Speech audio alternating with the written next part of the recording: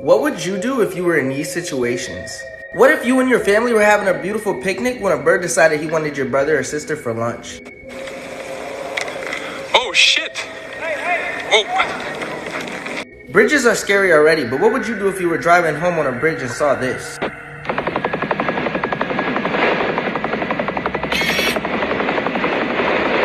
A man from Texas had to use his bathroom and he saw this. What would you do?